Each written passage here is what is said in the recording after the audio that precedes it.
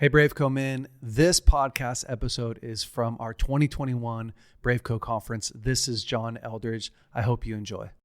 We live in a time where masculinity is shamed and men don't know what it means to be a man. As a pastor and counselor, I've spent the better part of my life equipping and training others.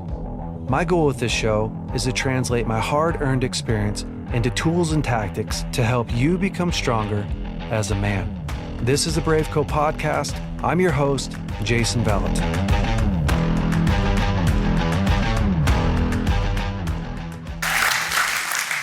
Jesus' sense of humor. I'm actually a pretty monastic person. I don't go to stuff like this. Oh my gosh. I love you, God. I love you. I love you, God. It's Easter morning. Jesus Christ has just come back from hell, where he took the keys away from the most horrifying creature in the universe, let a bunch of people free, and what he does next is so unbelievable. If it wasn't in the text, you wouldn't believe the story I'm about to tell you. So you've got to go back to, you know nothing about the next 2,000 years of Christian history. You know nothing about the church. In that moment, all you know is Jesus is dead. They killed him. They executed him, okay? You're two of his closest friends. You are devastated. You are grieving. You are in the initial stages of concussive grief, okay? You got that? Yeah. This is the Emmaus Road. 7 miles, Jerusalem to Emmaus. These two guys are walking along, absolutely devastated. Jesus is alive, and he comes walking up next to him, and he says, "Hey, what are you guys talking about?" You're like, "What? Like, wouldn't you go, hey, look, it's me, I'm alive, hugs," kind of thing. He walked along, this is right in the text. You go look this up when we're done. He comes right up alongside them. He says, "Hey, what are you guys talking about?" And they look at him and they go, "What, are you new?" "About Jesus of Nazareth." And they say, "You haven't heard the things that have been going on these days." And Jesus goes, "What things?" Okay. These are his things, right? These are like the most important things ever, right? And he's walking along with them. And it says they were kept from recognizing him. So he's walking along. So what are you talking about? "Well, really, what things?" And they're like, "About Jesus of Nazareth. He was powerful in word and deed." And we thought, wouldn't you in that moment, like to your dear friends who are grief-stricken, say, "It's good. It's all good. I'm back. We win. Guess what?" He doesn't. 7 miles. He goes along with these guys like this. I'm telling you, Jesus has a personality. And when you get his personality, it is not hard to fall in love with him, okay? So he's going along 7 miles, and it says they got to the crossroads there, and it says Jesus acted as if he had to go further. He says, "Oh man, I am so sorry for your loss. That must be devastating. But I actually got to get going, right?" You're like, what in heaven's name, right? And it says, but they begged him to come in and sup with him. He's like, "Oh, okay. So he goes in, sits down, and you know what happens, right? He breaks the bread, bing, and they realize, what? What? And poof, he disappears. You guys, this stuff is unbelievable. Okay, would you spend your resurrection morning playing tricks on your closest friends. I am not making this up. This isn't like a cute little sermon thing. You know, you just go read it and you go, wow, that is so, it is either some like bizarre spiritual lesson that gets like super creepy religious, or you go, this man is so happy. He is so happy. He's running around playing jokes on his friends. Okay, because you think that's a stretch of the text. Here's what goes on next. They go, wow, whoa, it's the Lord. They jump up. Now it's dark. They huff the 7 miles back to Jerusalem.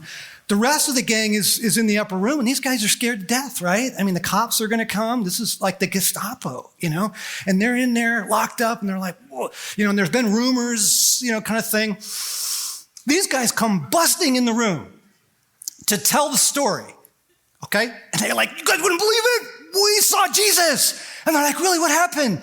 And they're like, well, we were leaving town and he came up next to us. And they're like, really? Did you recognize him? And like, no, actually not really. They're like, well, what did he say? Well,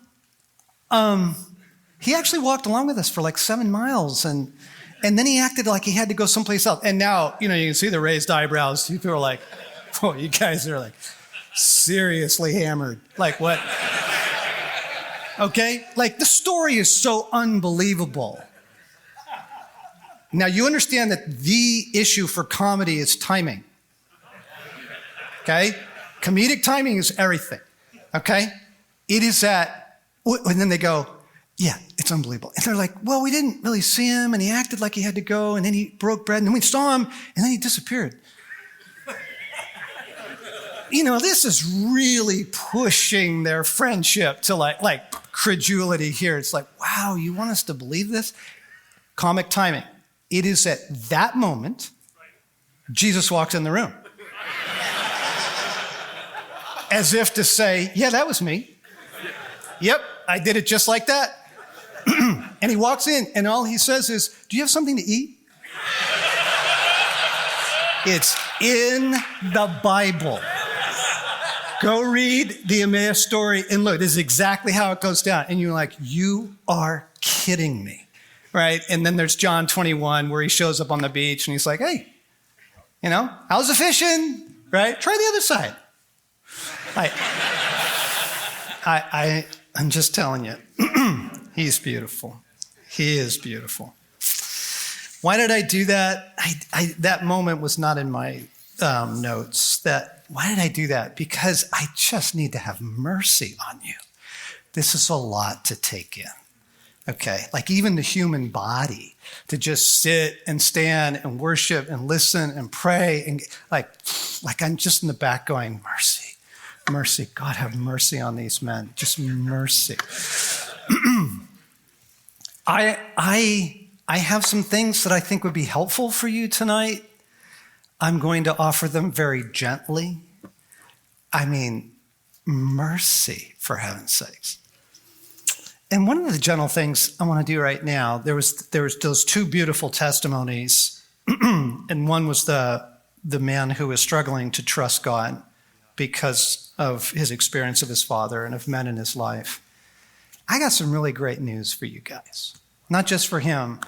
This actually, it isn't about your level of trust. It's not. Right? Because then it's back on you. Right? It's not, fellas. There's like this pin drop thing in here. Guys, you are a son. You are deeply and profoundly loved. Okay? This isn't about your like level of trust. It's just not. The whole thing was going up. I think it was Nathan. Was that his name? Beautiful. And I heard Jesus saying to Nathan, that's okay. I can work with that. You're good. That's okay. You don't need to like trust me a whole bunch right now. We're good. I can work with that.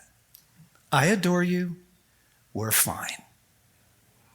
Right? Do you hear how that lifts the pressure off? Get your act together. Right? Because that's the law. And Paul says the letter kills, but the Spirit gives life. Okay? The letter kills, man. So if it feels like pressure, run. God's just not in it. He's not in it. So Nathan, you're good, pal. You don't, whatever. I just want to say whatever. That's fine. Of course you don't trust God. That's fine. He's okay with that. He can handle that, right? It doesn't throw him. He's not going to retreat from you. He's not going to withhold from you because of that. Okay? And the reason I say that is because now we're going to go into some more material, and it can feel like, oh boy, here we go. Okay. All right, so mercy. Mercy. Jesus. We need some kind of gracious, loving provision to just get through to our beds tonight. Okay? Just some gracious, loving provision. Okay? All right. So where I was walking us through this morning, we started with you have a masculine heart. You have a masculine soul. It was given to you by God. You are a chip off the old block. You have a heart like his. And one of the things that's really going to increase your intimacy with God is that the things you love, he loves them too. It's so cool. Like all that quirky little stuff, the model airplane things or tracking like the space station or, all your little weird stuff, right? Yeah, God loves that too. He's like in that with you. God is in the things you love. Because the other thing I found myself wondering as we were sitting, just mercy, but what do you do with the rest of your life? Like you got the worship thing down, right? I mean, that, okay, check that box. And you got the prophetic thing down, so check that box. But then there's just the rest of your life, right? Just your day-to-day life. God is in that. He is in the things you love. Look for him there. You love stamp collecting? So does God. You're like, what? Yeah, that's where you got the love for these things. Dog, walking and kite flying and whatever your deal is. All those little quirky things about you, right? God is in the things you love. We are given this masculine heart and soul by our Father, and we are on a journey to wholeheartedness. Okay, that's where we've been. You have a masculine heart and soul. We're on a journey to wholeheartedness. Jesus, I want my whole heart back. And one step at a time. One step at a time. God is not going to overwhelm you. He's not going to ask you to completely change. It's like just one thing at a time. One step at a time. Okay, we are unfinished men. So as I was praying about this tonight's session, what I want to give you two things. A new framework, a way of looking at the rest of your life, your daily life, a new framework, and then the key to it, okay? In the new framework, because we are all unfinished men, what God is primarily up to in your life is your initiation into masculine wholeheartedness. We are unfinished men. There are uncompleted things in us. And some of us, it's just, we are wild horses, just wild. Some of us, as Todd was saying last night, which feels like 7 nights ago, we're actually really too domesticated. Okay. Unfinished men, and the journey now is initiation. Here, let me give you some understanding of that. So David and Goliath, right? Super famous Bible story. And David is 15, around there. And he shows up, he brings some food to his brothers who are in the army, and Goliath is this giant guy. And this is like full-on demonic stuff too. Like, why he's giant and how did he get Iron Age weapons and all that. It's like, that is a whole nother story. But this guy This guy is full tilt deadly. Okay, it's not like a cute little Bible story. He is a trained assassin. Okay, he's a terrorist. Goliath is like no one to mess with. Okay, and David says, "I'll fight him." They're like, "Hey, thank you very much. We love your enthusiasm. He's going to kill you. Like, this is 3 seconds. You are instantly dead. This is not, And here's what David says. He says, well, actually, we're going to put this verse up on the screen. He says, I have been in the field. I was in the field taking care of my father's flocks. And when a lion or a bear came against the flock, I took them by the jaw and I struck them down and I killed them. I have killed the lion and the bear. I can handle this. You're like, wow. That's like one of Danny's stories. That's like Alaska, That is a story of initiation. God took David through experiences, not just content, experiences that got into his being that I have what it takes. I can handle this. I have what it takes, right? I can walk in this arena with this horse. No problem. No problem. I got this. Okay, that settledness in David wasn't just like dropped on him in the moment. He didn't just get zapped, struck by lightning, and given sudden courage. God took him through experiences that prepared him for the next stage of his life. That is the masculine journey. It is a journey of initiation.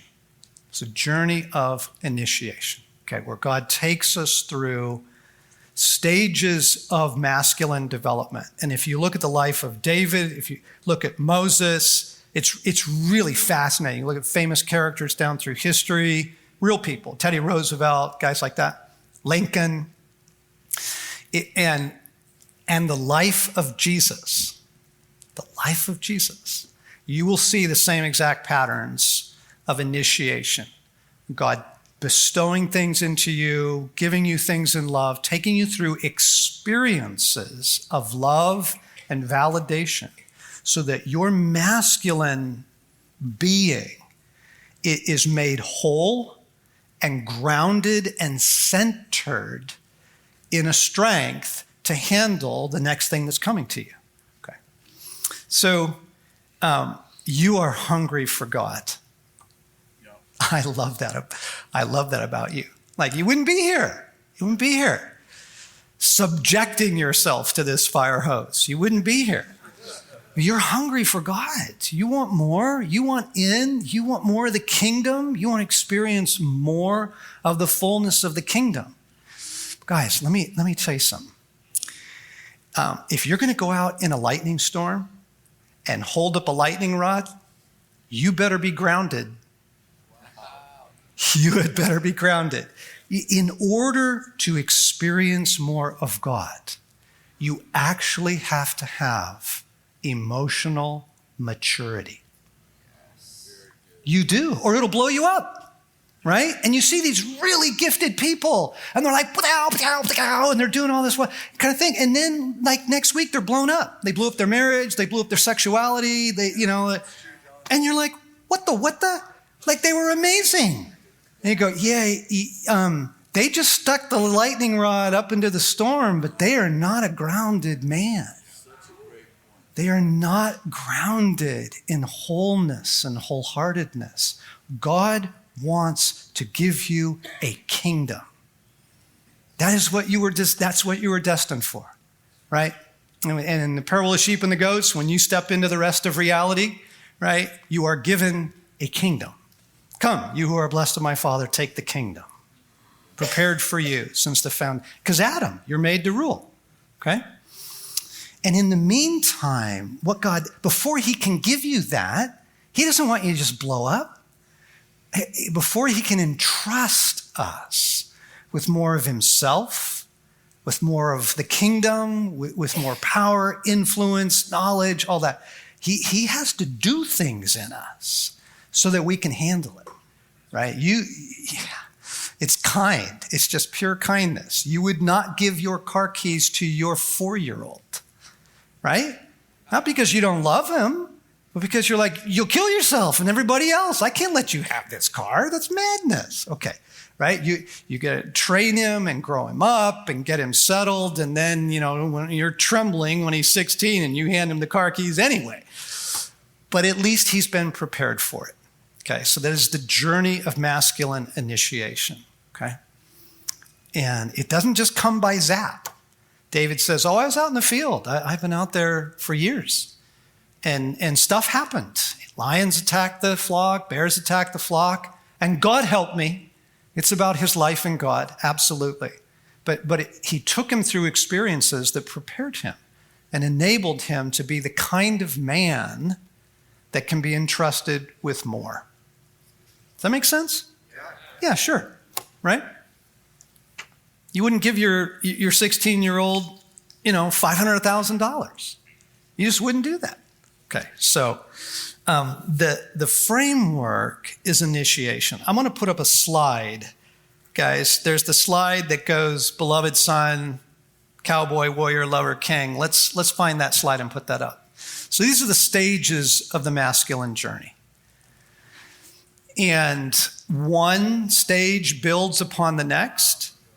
And we pass through these. We were meant to pass through these. Let me say this was the design, and then comes your life story. But you go from beloved son to cowboy to warrior to lover to king to sage. You see it in Moses. You see it in David. You see it in the life of Jesus. It's really extraordinary. Because these things have to be settled in our hearts. The king who's been given a kingdom, he's the head of a corporation, he's the coach of a team, he has a classroom, he's a teacher, he's got money, he's got influence, he's a pastor. The king who has not been the beloved son cannot handle criticism. He can't take it, right? And he cannot give up the pulpit. Right? He just, nobody, like control and domineering and that sort of thing, because he is an unfinished man. He is mostly boy in a king's role. So the ache of the earth is that what we have are kings running, men entrusted with power who do not have the emotional maturity to handle it. Even the power of God. Okay?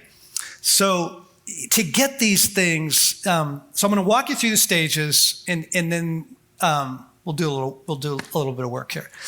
Beloved son. So I talked about the whiskers, ice cream, bicycle rides, story time, snuggling. The stage of the beloved son is when it is deposited into your being through experience that you are profoundly loved.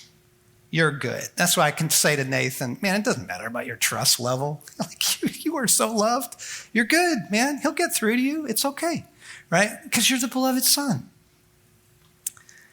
And I realized that is where we went back this afternoon into some pretty profound wounding. Like, we didn't get that. A lot of us were robbed of it. You had it, then you lost it. Leo's story, his dad was a prize fighter. He was ranked 5th in the world. Just an amazing guy. And he had him for a while. He had these beautiful stories, and then it was taken away. He lost belovedness. And he would tell you that the next 20 years of his life is a search for belovedness. And so guys that desperately need to be liked, I just need to be liked. That's okay. You're looking for belovedness. And where the approval was in your family, if it was grades, success, degrees, and you've been pursuing that PhD and you're just desperate to just hear belovedness. We love you. We really delight in you. That's the stage of the beloved son. And it lays a foundation in the heart that you're good. You're good, man. You're not going to be withheld from, ripped off. You're good. And God will take us back and love us in the places that still need belovedness. Okay? Because he needs to go back and make sure that that is in you so that you can get that like foundation in the soul. Stages of the beloved son. And then about in the teenage years, anybody who's a father of sons recognize it. There is something that happens. There's a shift around 12, 13 years old where he is no longer boy.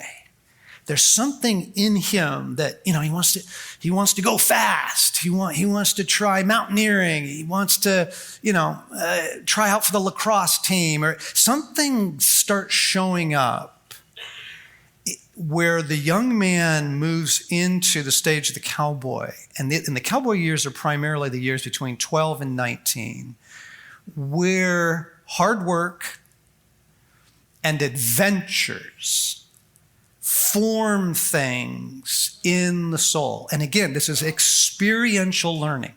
Okay, it's not just being told, it is discovering it through experience. Okay, so part of my rescue was, I grew up in the alcoholic home, blew up, devastation, total abandonment wounds. But part of God's rescue, before I even knew him, God was rescuing me, okay, was my grandfather and his cattle ranch in eastern Oregon. And I would be dropped off there, partly because I was such a wild kid. My parents just didn't know what to do with me, so they would drop me off at my grandfather's ranch. My grandfather got it. He got it. Like, he knew boys, he knew men. He was a really good man.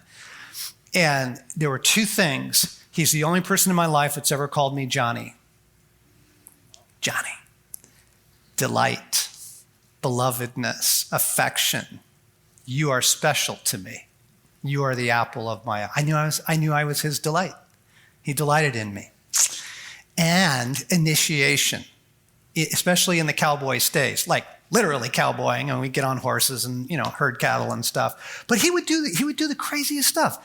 So I'm a suburban kid. This is LA County, and he would take me out in the field and he'd put me on a tractor, and he would describe how he wanted it furrowed because he was going to irrigate it for alfalfa, and then he would just drive away. And then as a kid, man, you're like, I get a tractor? I mean, Danny's still doing that, right? And like, how old do you feel when you're on that tractor? Have you ever noticed that? No. Yeah, check it out next time. I bet you're about 12. Because of the joy, right? It's just the joy. You're like, you're kidding me. I get to drive this thing around. This is so freaking cool. Okay, so he would do things like that. But do you understand what that's bestowing? I believe in you. You have what it takes. I delight in you. I believe in you. I delight in you. I believe in you. I delight in you. I believe in you. Over and over and over, all through the cowboy state. We'd go out and fix stuff and irrigation ditches, and he would just continually put things in my hand, put tools in my hands, put experiences in my hands to develop in me. I was a very unfinished boy, right? I was probably emotionally mature. I was probably like 6 when I was 12, and I was still 6 when I was 17, because I hadn't had this kind of loving. Okay, so that's the cowboy stage. Adventures and hard work to begin to form things in you. And then, like David, then you're able to move into the warrior stage. The warrior stage comes around 19. And you Bible guys can help me with this. So Israel, there's the Exodus. Now they're out in the wilderness, and they're getting ready for war, right? They're going to go in and fight a bunch of guys.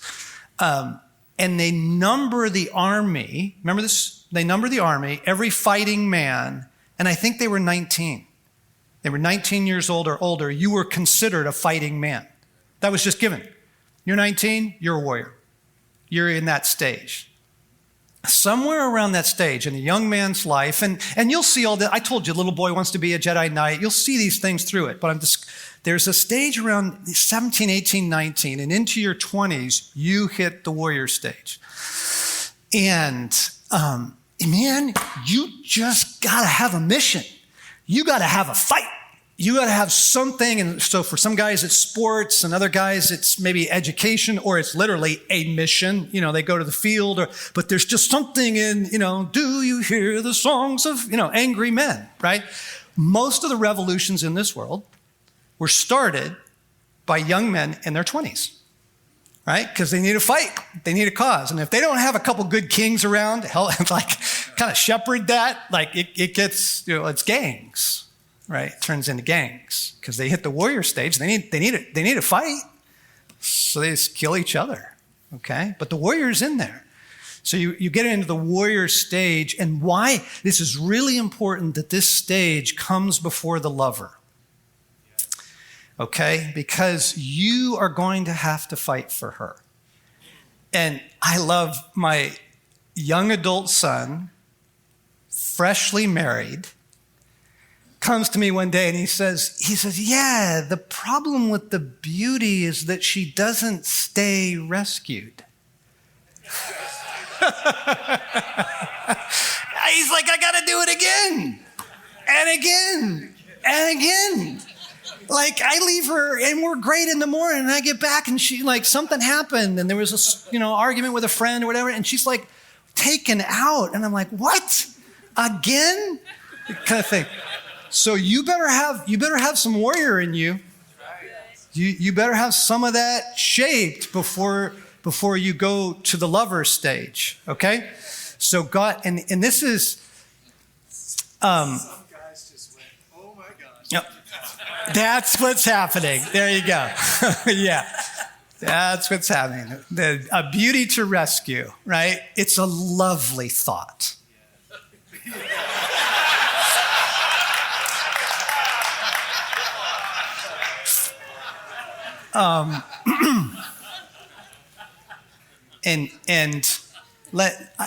Kindness. Okay, kindness. First off, I need to do two kind things right now, because there are some women listening to this. And when I said in the earlier session that Eve is fundamentally flawed after the fall, man, that just plays right into women's shame and self-contempt and all that. And that's not what I meant. Adam is fundamentally flawed too. It's why we need a savior who comes to restore our humanity. We're all broken. We're all damaged goods, okay? So it's not something unique to women. And so I really wanted to clarify that thought to you, because Eve is phenomenal. Eve's amazing, right? If you follow the story of creation, who is the crown of creation? It's Eve. She's the finishing touch, okay? There's a unique glory there, okay? The Trinity bestows so much into Eve: beauty, mystery, okay? Eve's phenomenal. So there's that. The other thing I want to say to you, because this is going to be along the mercy that you just felt ripple through the room. Oh, that's what's going on. She needs God. You will never be enough. And you can feel weak as a man because you're like, man, I am trying. I'm trying. And go, yeah, she needs God. Right? We need God. You will never be enough for her. And that is not something of a deficiency in your masculinity. It's just she needs God. In fact, in the fall, when God introduces the frustration into the human race to correct the human race, he introduces futility and failure into men's lives, thorns and thistles, right? Because that will drive us to God.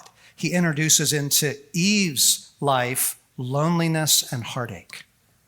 Loneliness and heartache to drive her to God. So you're not failing because she's not well. Okay? Your wife is not the report card on you. She needs God. Just like you do. Okay? And that'll really help, because there's a lot of good men in here going, what do I do? I'm trying everything, right? We've been to the conferences, we've done the counseling, well, yeah, she needs a God. She needs a father. Yeah, she needs an infinite source of love. You're not anything close to an infinite source of love. Right? Praise God. It's just, mercy. Okay, this is all entering into the lover stage. So the warrior, we begin to develop some warrior in the 20s, begin to get some strength, we get into a fight, and the fascinating thing about the warrior stage is this. So God is not going to do everything for you. Right? He's not going to tie your shoes for you. It's like, tie your own shoes. Right? He's not going to make breakfast for you. Make your own breakfast. Right? He treats you like a man. His engagement with Job is unbelievable. It's another one of his grieving friends. And he treats Job like a man. He talks to him like a man. He doesn't baby him. Okay? So the problem with the warrior stage is if you haven't experienced some beloved son and some cowboy, you start getting into some fight, right? There's difficulty kind of thing. You feel abandoned. Most men misinterpret hardship for abandonment. Wow. Right? Come on, guys. Right? Things go wrong. You blow a tire, you blow a check, you blow a conversation, something goes wrong. Something blows up in your life. And our initial reaction is, come on, God. Come on, right? Or the reaction is just, I knew it, right? Yeah, because there isn't belovedness in there. And so you interpret everything as rejection, right? Including from God. So you see how these things build on each other. The good news is God comes back around in our lives. We're going to get there in just a minute. He will come back and he will work in the areas to deposit what you didn't get. Yeah. You still get belovedness. You still get adventure. You get cowboy, right? And that beautiful moment in the arena when he's like, come on, Shiloh, we're made to run. Like, oh, guys, you get to run. You get to ride like fast motorcycles and invest money and do all kinds of cool stuff. Okay? Warrior, he's got to put you in a fight. And it's not abandonment. It's not abandonment. But how do you train a warrior? God will not do everything for you, especially and including banishing your enemy. Now, early in your Christian life, you get hammered with accusation. You get hammered with overwhelming. You're like, oh, Lord, please just take this from me. And he'll do that. He's kind. He's good. He'll do that. But after a while, he'll say, no, you do it.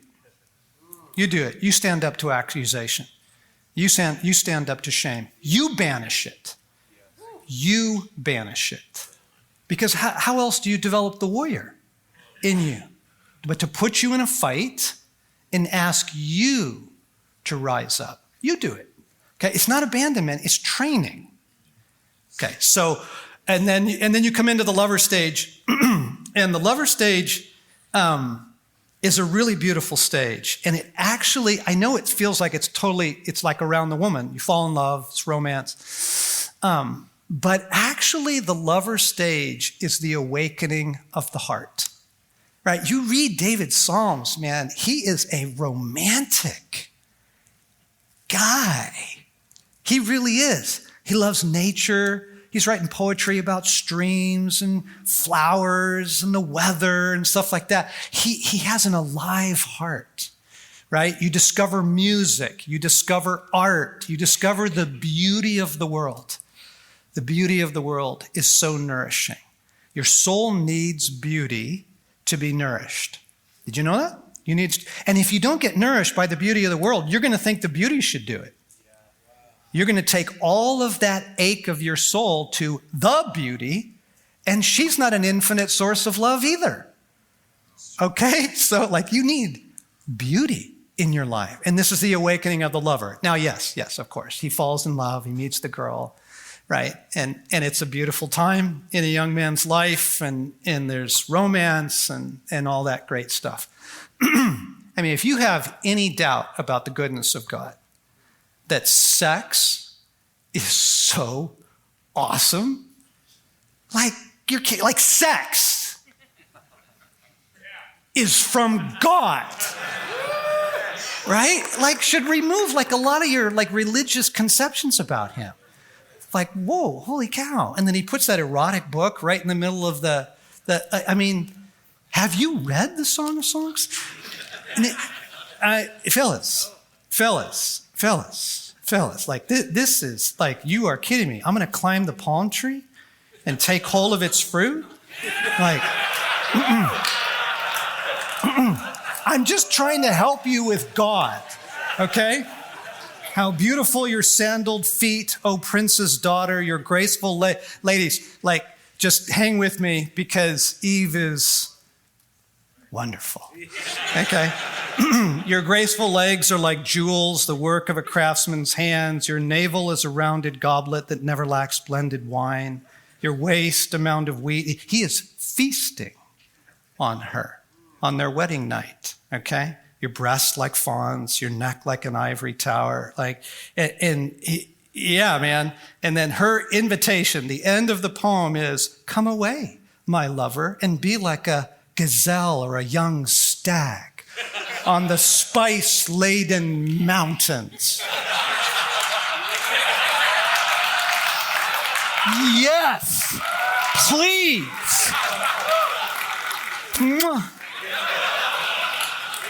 That is literally in the middle of the Holy Bible. I'm telling you, God is the least religious person you'll ever meet. Like he's the kind of person you want to go on a road trip with. Like, holy schmoly. Okay, so the lover stage comes along. He's got to learn to be a lover. And why the awakening of the heart is so important in the lover stage is now, right, it's about her heart. It's about her heart.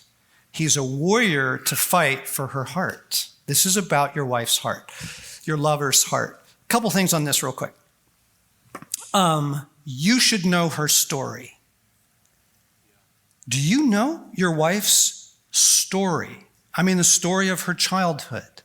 What was her relationship with her dad like? What was her relationship with her mother like? What were her friendships like as a girl? You need to know the arrows that have pierced your wife's heart. You need to know her wounds, right? So that you can fight for her healing. Okay. So ask her story. I mean, you want like a super romantic weekend? Take her away for a couple days and say, honey, I am so sorry I haven't done this. I don't know why I haven't done this in 16 years of our marriage, but I need to know your story. Would you trust me with your story? I'd love to hear, where'd you go to school? What did you love when you were a girl? It's all parts of her story you don't know. Okay? You need to know her story because you are there to fight for her heart. Okay? As a warrior and a lover. Okay. Having passed through that, around the 40s, you hit the stage of the king. And the king is where you begin to be entrusted with power and influence. You're given a kingdom. And God wants to give you a kingdom. He's looking for men to entrust with his kingdom and with his power. But like I said, if the king doesn't know belovedness, he just buys himself a bunch of toys. If he hasn't been the lover, he gets a trophy wife and dumps the wife of his promise and his youth. If he hasn't been the warrior, there are so many kings who have not been the warrior. And they lead their congregations into passivity. Here's one. It's not your job to resist the devil. That's God's job. No, you're commanded to. Have you read 1 Peter 5, James 4:7? You are commanded to deal directly with evil. Okay? That's because you're a warrior king. Okay, but you get the kings who are like, they're just passive, and then, it's all about control and their narcissism and stuff. And then the beautiful stage of the sage. Later life, full of wisdom, full of experience, mostly learned through failure, right? He becomes the elder at the gates. He becomes the guy you want to go to. I loved driving with my grandfather. I loved it. He drove this old Ford pickup in a small cow town, and gray hair, cowboy hat. And here's what I loved about it. Every single person who passed him on the road gave him one of these. He was a respected man. When people wanted opinions about, cattle prices and weather and crops. And when they needed advice, they went to Tom Eldredge. Okay? He was a sage. He was a sage. It's a beautiful stage of life. God is fathering us. We are in initiation, and this is the map. That's the map. Okay? Now, you don't need to take any notes on that. You don't need to worry about that.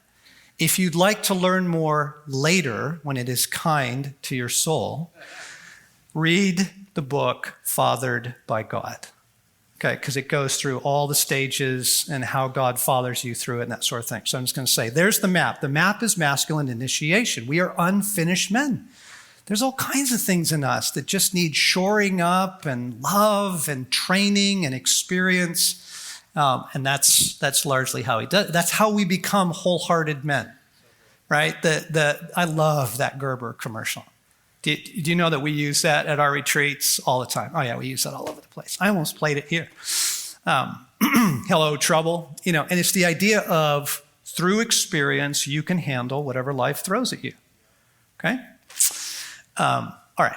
So that's the map. Now for the key. What's the key to the map? You cannot memorize enough scripture. You cannot learn enough principles to navigate the complexity of life. It's good to memorize scripture. It's good to learn principle. It's insufficient because one daughter's different than another, and one phase of life with your wife is very different from another phase, the menopause, the empty nest, the terrain changes. My son's like, my wife has changed 5 times since we married. It's not entirely true, but she's growing up and she's maturing. And as a woman matures, she actually requires more of you, okay? So the terrain changes. And you go from job to job and town to town and different things happen. Okay, I'm giving you good news. The good news is you can't memorize all this stuff, right? You're not supposed to. You have a Father who loves you and is initiating you. He'll take care of it, okay? He'll see to this. He will see to this. The key is this. If I could give you one thing that would be so helpful, it is learning to hear the voice of God. Okay? It is learning to hear the voice of God. I don't mean visions, though visions are super cool. I don't mean the prophetic, though the prophetic is super cool. I mean a simple, conversational, one-to-one with your Father and your Jesus, okay, and the Holy Spirit, right? He wants to talk to you about all kinds of stuff, okay? This is so simple. Learning to hear the voice of God it's a rescue, it's a joy, it's a source of 1,000 cool things, his sense of humor, all kinds of stuff. I was trying to figure out, so we were going on this big trip to South America. We were going to Patagonia, and it was money, and it was tickets, and it felt like crazy. And then my friend who I was going with bailed. So I'm like, wow, God, should I do this? So here's what I said. I said, God, I need 3 signs. 3 signs. I'm not gonna book these tickets. I had tickets on hold. There was 12 hours. You need to sign up. I'm in my office at home. I look down. Somebody left their Nalgene in my office. I think it was my friend Morgan. I pick it up, and it's got a Patagonia sticker on it. I'm like, okay, that's 1. I had reached out to a friend to ask him about his experience in Patagonia years before. I'd never heard back from him. I get the email that day. Oh, it's phenomenal. You should go. Here's the people to talk to, yada, yada. I'm like, okay, that's 2. Now it's 10 o'clock at night, and I'm going to bed. And I'm not going to pull the trigger on this thing. And I am in the John taking a dump.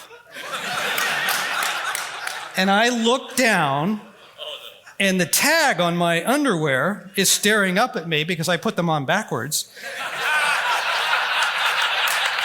and it says Patagonia. I'm like, Jesus, you are talking to me through my underwear. Like, he is awesome. He's just unbelievable. Okay. Intimate, conversational intimacy with God. Learning to hear his voice. In John chapter 10, we're going to put that slide up of John chapter 10 here. Okay? John chapter 10, 4 times in this one passage, Jesus says, you hear my voice. My sheep listen to his voice. Okay? His sheep follow him because they know his voice. I have other sheep who are not of this fold. They too will listen to my voice. My sheep hear my voice and they follow me. On and on it goes. This afternoon, Revelation 3. If you hear my voice today, right? I stand at the door and knock. If anyone hears, okay. On and on and on it goes. And the scriptures are just filled with stories of men who hear the voice of God. Right? All those guys. Okay. Here's the thing. You think the Bible is a book of spiritual exceptions, right? But why would God give you like the driver's manual to a Toyota if you drive a Ford? The Bible becomes utterly irrelevant. Okay. The Bible is simply a book of examples of what it looks like to walk with God. David hears from God. Gideon hears from God. The disciples hear from God. Paul hears from God. It's normal, guys. This is normal life. You are created for intimacy, and you are meant to hear the voice of your Father. Okay, because you cannot navigate the complexity of life without this. This is just going to be such a source of joy. The number of rescues. Big church in our town, we have an affection with them. Pastor calls me up. I know him. He's a pal, and he says, "Hey, you'd be perfect to speak at our Father's Day service this year. Would you come speak on Father's Day to the dads?" I've learned to ask God. And I'm like, it feels like a no-brainer. I'm like, sure, you're just down the street. I'd love to do that. What an honor. And I ask, and I hear Jesus say, no, you need to say no. I'm like, really? Why? He doesn't tell me. He just says, trust me, say no. That weekend, my father died. That was the weekend my dad died. I couldn't have known that. I was in no emotional shape to be giving 5 sermons on the weekend, right? How kind of God. He's like, just trust me on this. You are not going to want to commit yourself to that. The number of rescues. We were doing this Baja kayaking trip years ago to initiate our sons. Most of the footage, most of the adventures you're hearing, I rigged them to initiate my sons. Okay? So we're on this kayaking, we're trying to plan this sea kayaking trip down in Baja, and there's some cool guys who run it, some Young Life guides, and we're going to book this thing. And I asked Jesus, and Jesus says, And I'm like, oh, come on. He's like, nope, not for you. Okay? They do go on the trip with a different group of guys. There is a tsunami. There's an earthquake and a tsunami, and they have to get emergency rescued out of Baja. Like, it's crazy, crazy story. Now, that ends up being their initiation and that kind of thing. But we got saved from that. Like, thanks, God. That would have been a disaster. Right. Rescue after rescue after. The number of times I have walked into the house wanting to say something to Stacy, and Jesus says, don't do it. Don't do it. I'm serious. Like, guys. Or the number of times that Jesus says, hey, Romeo, you ought to snuggle up tonight with your love. And I'm like, have you been in the kitchen? Do you know her mood right now? He's like, step up, big boy. And it ends up being like this beautiful romantic evening. Joy, happiness, rescues. I mean, 1,000 times I could tell you these stories of things that I would never have done. I would never have done it had God not said, hey, you ought to do that. My buddy Craig was in LA and I was in Colorado, and we were close friends for just decades, and we would get together twice a year. I would go see him, and then he would come see me. Sometimes your closest brother is states away. It's hard. And I'd take him fishing. And I was so wanting this to be a good fishing trip. I was teaching him fly fishing, and we were, on the Arkansas River, and it was a dud. I'm sitting there really down, and I just hear the father say, "Go down river." I'm like, "What?" He's like, "Go down river." I'm like, "Okay." I'm like, "Hey, Craig, let's jump in my Jeep and just drive a little farther down." So I'm driving along going, "Now?" It's like, "This time, just go down river." I'm like, "Oh, I remember that spot. I love." Kind of pulled in there. We walk into the river, and this caddis hatch starts, and fish are rising everywhere. Guys, he's like so much joy if we will just listen. We were bow hunting a couple years ago, and there was this herd of elk, and there's this bull and these elk, and they were bugling down in this really steep canyon below us. And I was just sitting there listening to them, and I'm like, man, there is no way we're going to get those guys. And then they move out. They move down this canyon, and they move out. And I'm standing there. The forest is dead silent. And the father says, "Get in the woods." I'm like, "What?" He's like, "Now, get in the woods." I'm like, okay. So I go bombing down into the forest. And I'm just standing there in the trees. Just me and the trees. There's nothing. There's a jaybird in there. And I've got my bow. I'm like, and now it's just the entire herd of elk turns around.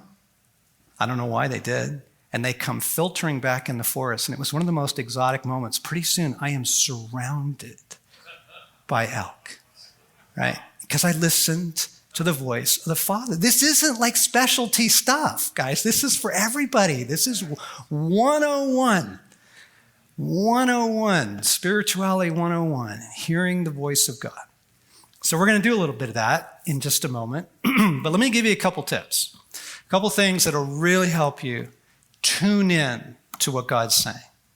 The first off is, have you ever had like a big day coming and you go to bed that night and you say, "I have got to get a good night's sleep tonight"?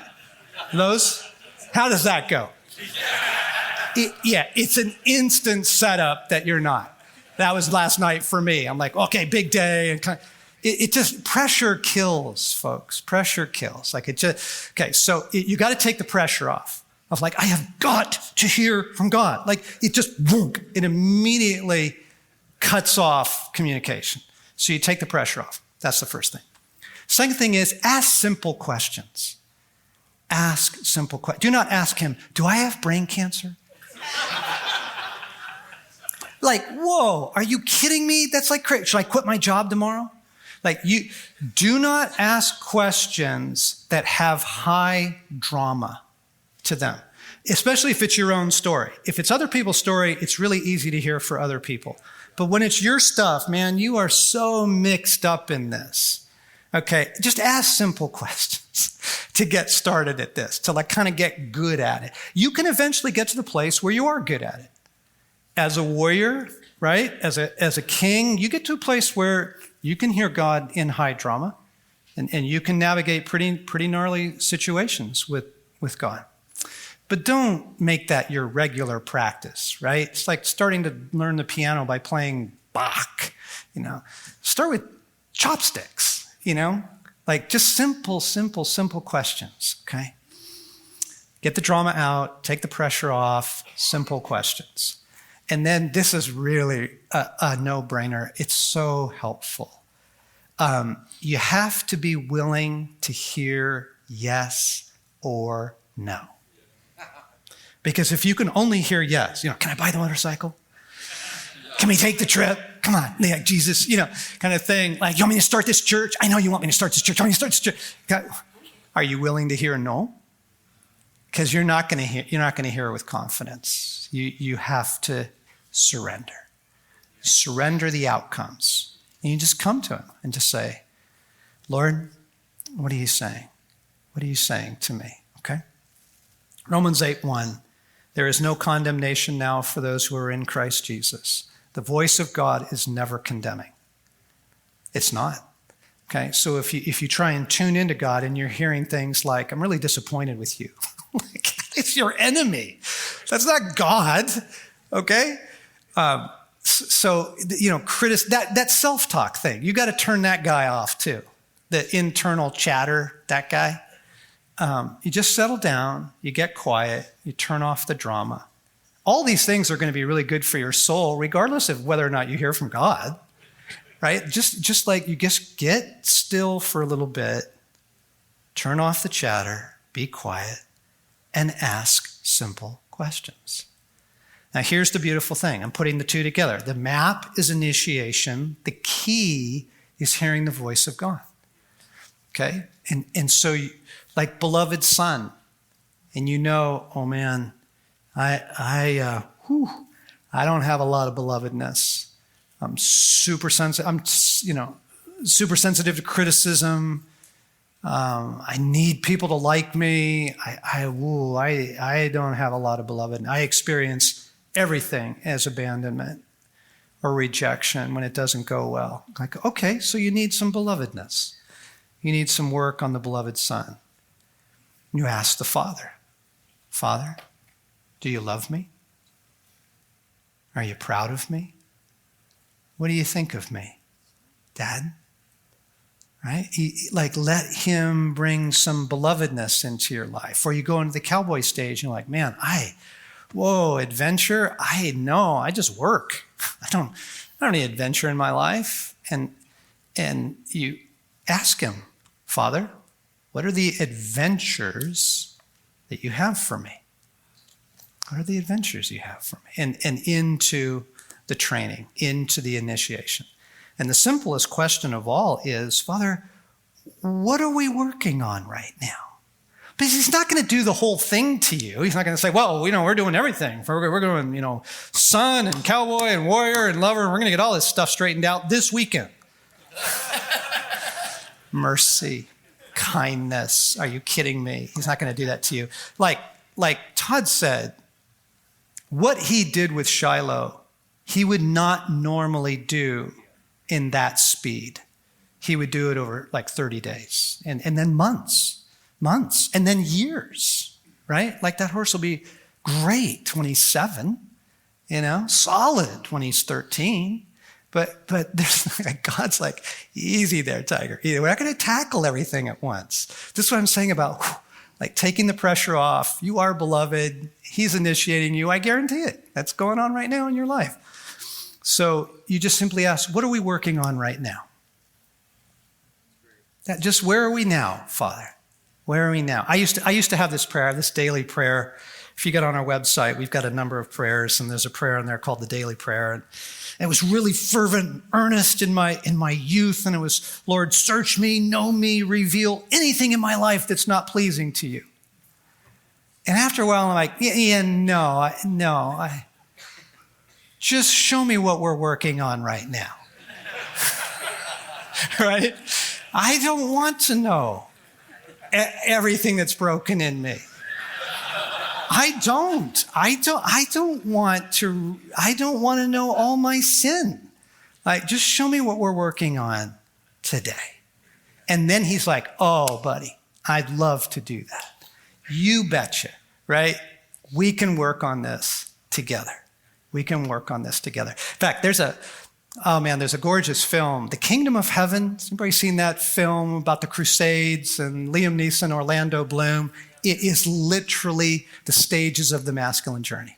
He's a wounded young man that doesn't know he's the beloved son.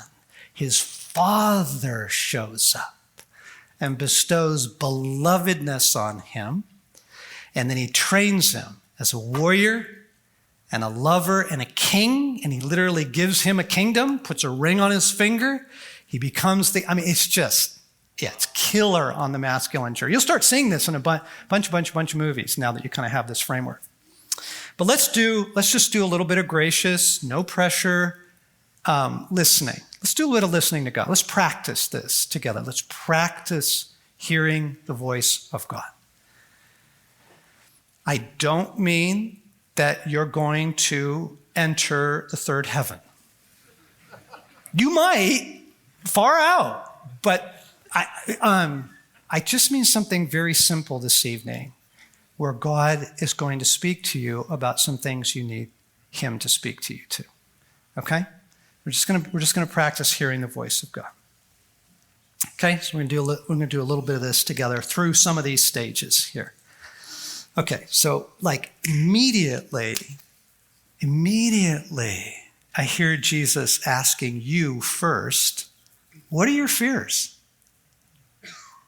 Don't shout them out. This is just you and God. And it's okay to admit to God that you have fear. Okay. He knows, by the way. So it's not like you've got secrets to hide from him. He says, what are your fears? What are your fears? And again, let your heart answer that question, not your head. What are your fears?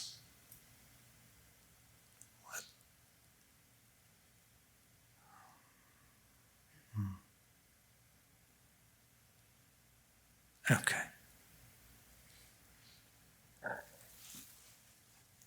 All I want you to do, Jesus says, is just let me in. So just ask me into your fears. And your fear may be right now. Your fear may be, I'm not going to hear from God. I never hear from God. Other people hear from God. Yeah. Okay, just what are your fears? I let you into my fears. I let you into my fears, Lord. Let you into my fears. And here's how real and live moment this is. You know what popped out of my heart? What my fears? Jesus says, what are your fears? I'm like, this is not going well. Right? That's my fear. And Jesus is like, let me into that. Let me into that. What are your fears? Let me in. Give me access to that.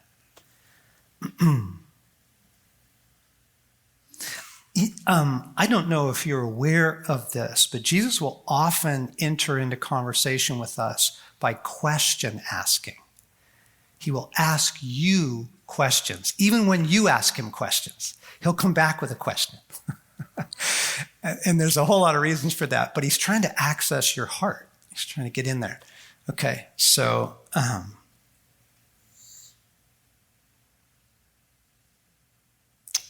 again, he asked, as it was earlier in prayer today, he asked, what do you need? What do you need? What do you need? As you think about the stages, as you think about son and cowboy and warrior and kind of where you are in life and what you may have missed, what do you need?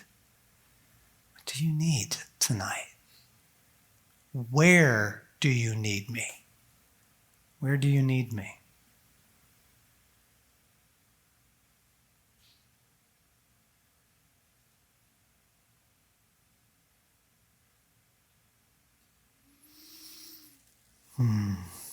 Henry Nouwen said that answers before questions do damage to the soul. That's why Jesus asked a lot of questions, right? Because he doesn't want to just deliver content to you. He's trying to meet you where you are, in your place of need. What do you need? What do you need? Okay, now having said that, so let's linger there for a moment. Give me your fears. What do you need? And now he'd like to come to the son. He'd like to come to the boy who needs to know belovedness. And actually the father will step in this moment, because this is something you learn from the father, okay? Ask the father, do you love me? Just ask him. Am I beloved to you? Do you love me, Father? Are you proud of me?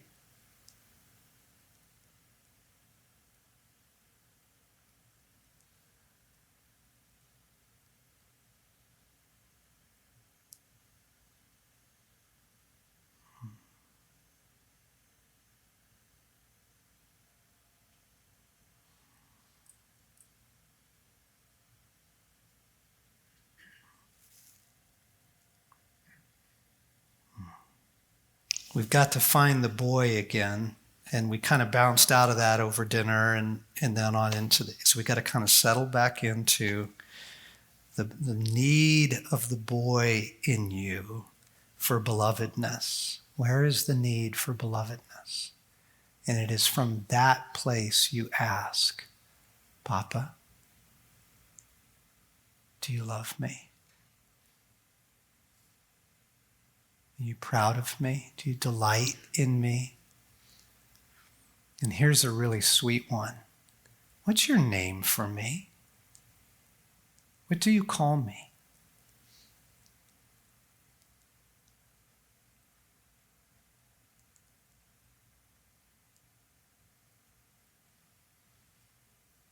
Okay, so some guys are dialed in and they're hearing some things. Some of you are a little frustrated right now. So let me talk to the frustrated guys for a moment. I release the pressure. And I break the agreement that I don't hear from God. I break that agreement, because if you make that agreement, it kind of locks things down. So I release the pressure.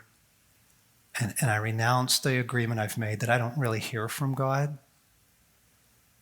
And then you just sit. Just sit in quietness. One of the most vulnerable things a man ever does is to allow himself to be loved. Really. And the reason I said that is the Father just asked, will you let me love you? Will you let me love you? Come close, embrace you, pour my affection on you. Will you let me?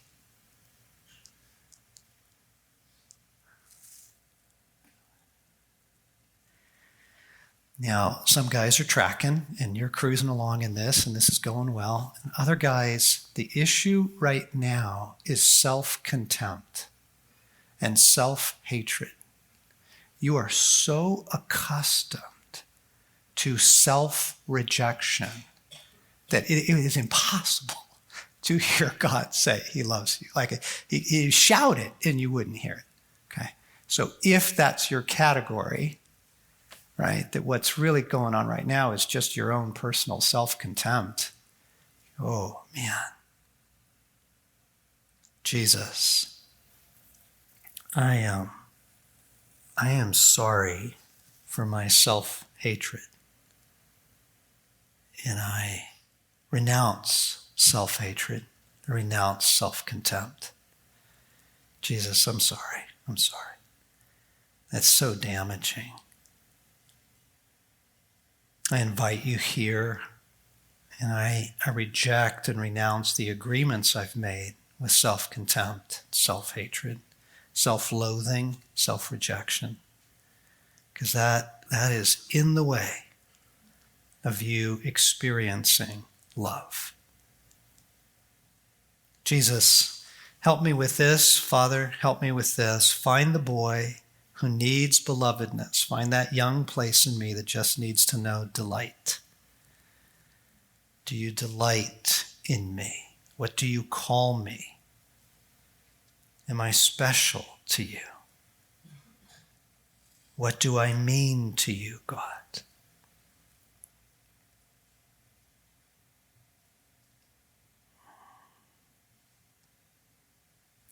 And then let's move into a couple more stages. Just kindly, just gently. The cowboy, I can hear him asking you, are you ready for adventure? Now, this isn't 38-year-old you. This isn't 65-year-old you. This is teenage you. Okay? Just find that teenager. Remember yourself in junior high and high school, middle school and high school. And let the Father's asking, are you ready for adventure? Because there's some doubts there. Maybe? Yes? Just let him come there. And the Father is asking, would you like to know the adventures I have for you? Ask me. Let me show you. Some of you, he's going to show you the adventures he has for you. Some of you, he will speak them, or he'll just speak one word. He'll just say art, right? Or he'll say Europe, or I don't know. I don't know what he said. But others of you, he'll show you something. Or, Father, what are the adventures you have for the cowboy? What are the adventures you have for me? I love him. I love God so much. He instantly back, he says, well, what have you abandoned?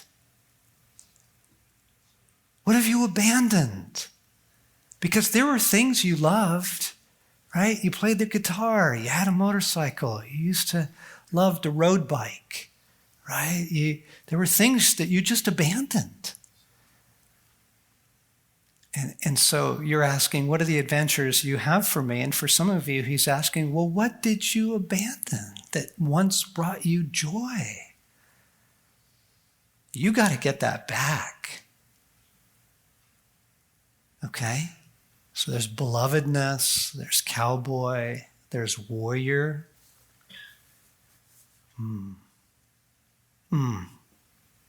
Okay, so as we move into the warrior for a moment, and we're not going to go any farther than this.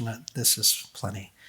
The whole terrain shifts with the warrior in your fight with your enemy.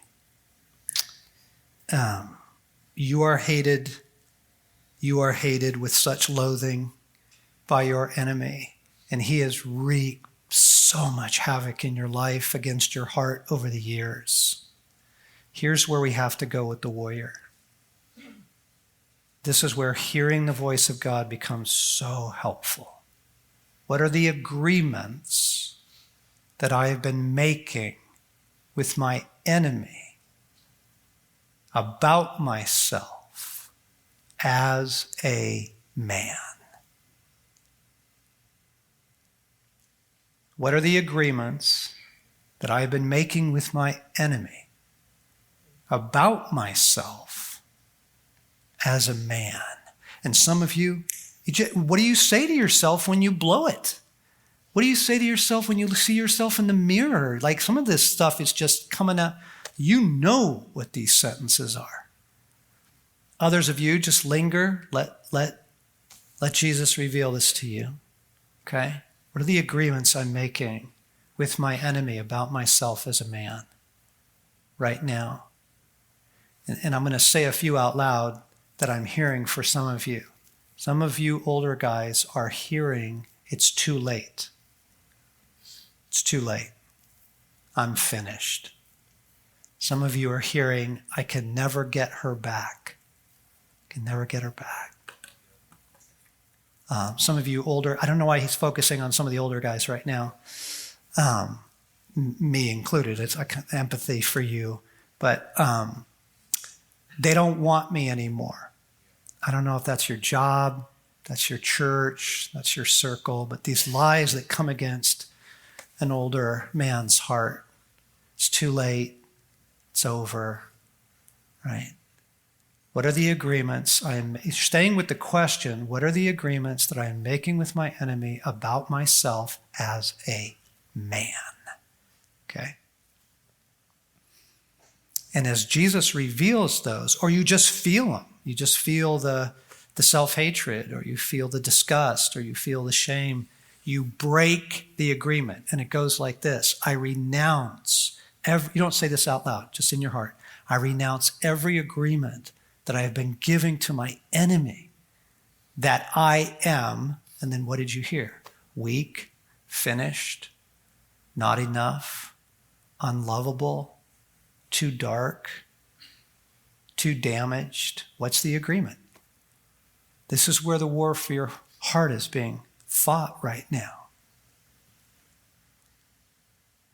The agreements that you make with your enemy about who you are as a man. And as those become clear to you, you renounce them. Renounce the agreement that I am what?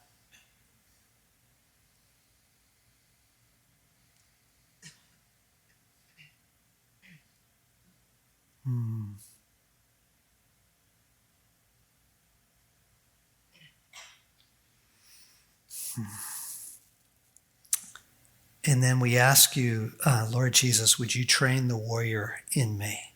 The warrior needs a lot of training. The warrior needs a lot of training. Would you train the warrior in me? Would you show me the adventures that you have for me, Father? Would you bring belovedness to me? Bring belovedness to me.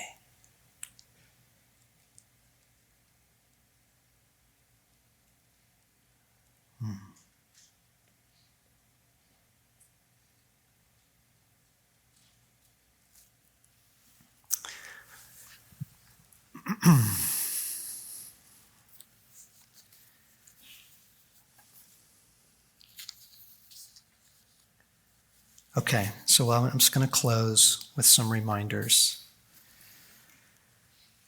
The journey now is towards wholeheartedness, because wholeheartedness is not only the promise of the gospel, but it is your immune system in this world.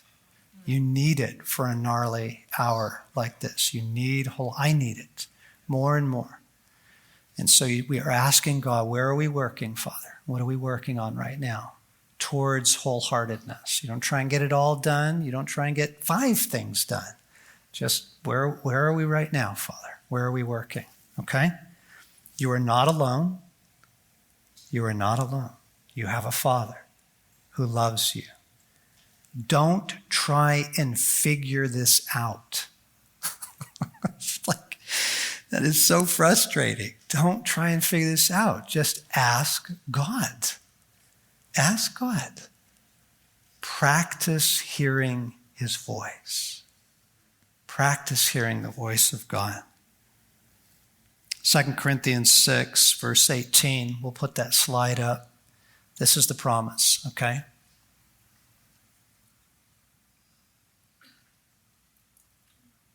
That's the promise. You have a Father. You are his son. You don't have to figure life out. You are the friend of God. Listen to his voice. Please, please, please listen to his voice. Okay, that is enough. That is so enough. Dear Jesus, have mercy on us. This isn't my church. This isn't my gig. This isn't my thing. But I'm gonna beg you for mercy. Please don't do anything else. Please don't get up and prophesy or worship or just mercy. Just give these guys a break, man. Just like this is where we back away from Shiloh and just let the poor horse be. Okay. Just let him be for a second, okay? All right? Can we do that? All right. Any last minute announcements? Good job, John. Yeah, thanks. 4 out. Good night, guys. All right.